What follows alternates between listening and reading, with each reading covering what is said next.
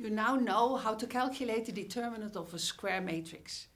In an earlier video, we have already mentioned that a matrix is only invertible if its determinant is not equal to 0. In this video, I will show you why this is true. First, the structure of this video. We'll use elementary matrices, so I'll start with a recap. Then we'll calculate the determinants of the different elementary matrices and of the products of an elementary matrix with another matrix. And then finally we'll get to the proof of the theorem. Okay, elementary matrices. Remember that an elementary matrix describes a row operation in matrix form. For example, take the row operation of exchanging the second and third row of this matrix A.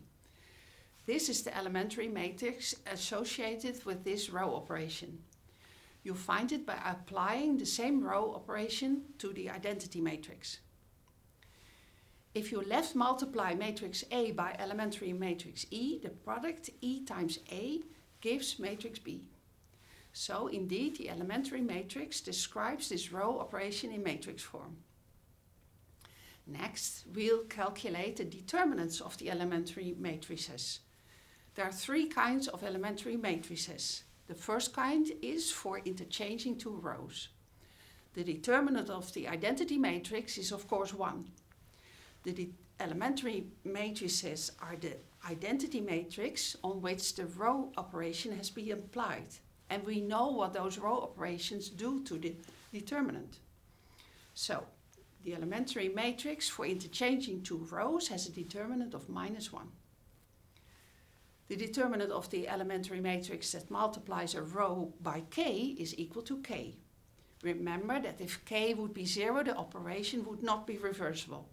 Valid row operations of this type are for non-zero k. And for the third type of row operations, the determinant of the elementary matrix is equal to 1.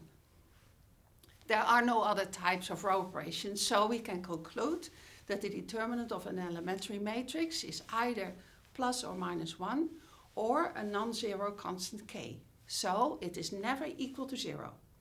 We'll need that later on. For the proof, we also need a theorem about the determinant of the product of an elementary matrix times a general square matrix A. The theorem is simple. The determinant of a product E times A is equal to the determinant of E times the determinant of A. To prove this theorem, you just check it for the three types. Again, we use the rules for how determinants change after row operations. For all three types, the determinant of matrix B is equal to a factor times the determinant of A. These factors are precisely the determinants of the elementary matrices. Each B can also be expressed as a matrix E times A. So, for all possible elementary matrices, the theorem has been proven. The determinant of E times A is equal to the determinant of E times the determinant of A. Note this rule will be generalized later in the course. The left-hand matrix does not have to be an elementary matrix and may be any n by n matrix. Now, after all these preparations, we can link determinants to invertibility. Suppose matrix R is the reduced echelon form of matrix A.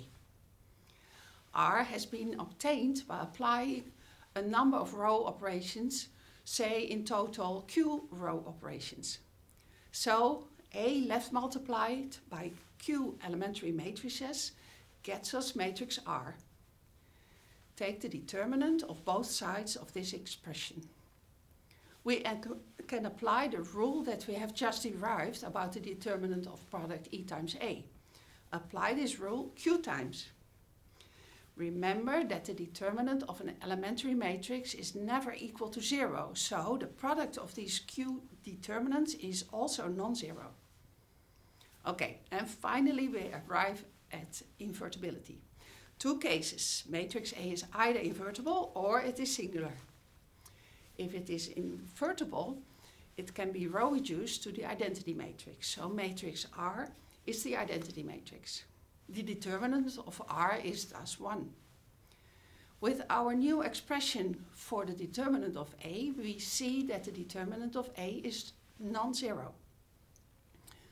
If, however, A is not invertible, its reduced echelon form is not the identity matrix. So matrix R has to have at least one row of zeros. Here's an example. A row of zeros gives a determinant of 0. So again, with the new expression, we derive that the determinant of A is equal to 0 as well.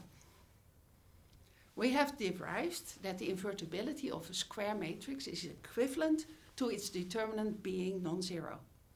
You are going to use this rule extensively later in the course, for example, for calculating eigenvalues.